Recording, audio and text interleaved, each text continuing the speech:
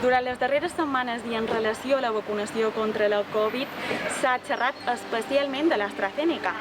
Efectes secundaris, possibles casos de trombosi i tot un seguit d'efectes que han creat preocupació entre la gent que s'ha posat aquest fàrmac o que se l'ha de posar. Per això, els xafardejants d'avui han sortit al carrer de Pollença i de Moll per demanar a la gent què n'opina. La cuestión es que vacunarse. A mí cuando me avisen me pondré la vacuna que me diga que me toca. Sea AstraZeneca, Pfizer o Johnson, la que toque. La veritat és que me fa què pensar. Molt segura no estic, però en realitat tampoc no estan segures de les altres, així que si la m'hagués de posar, la me posaria, quin remei. Sí, porque todos los medicamentos tienen efectos secundarios. Jo crec que el que ens haurien de posar és totes les vacunes. No sé, que els metges diguessin que troben, però que posen molts perquè les seves que estiguem vacunats.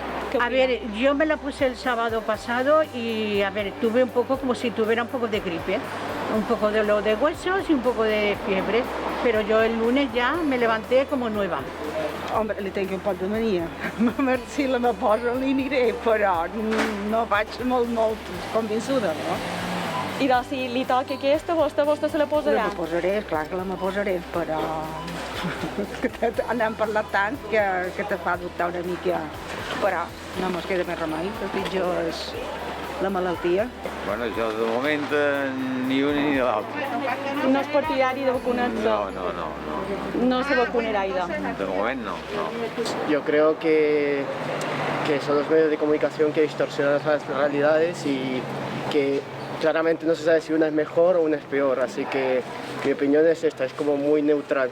No sabría decir porque tampoco tengo los conocimientos suficientes y bueno, entonces, una opinió neutral. No ho sé, perquè no tinc ni idea de vacunes. A mi m'han posat la Pfizer, la primera dosis, i ara dia 21 m'ha posat la segona, perquè tinc més de 80 anys, i no som biòleg, no som químic, no som metge, per tant no tinc ni idea.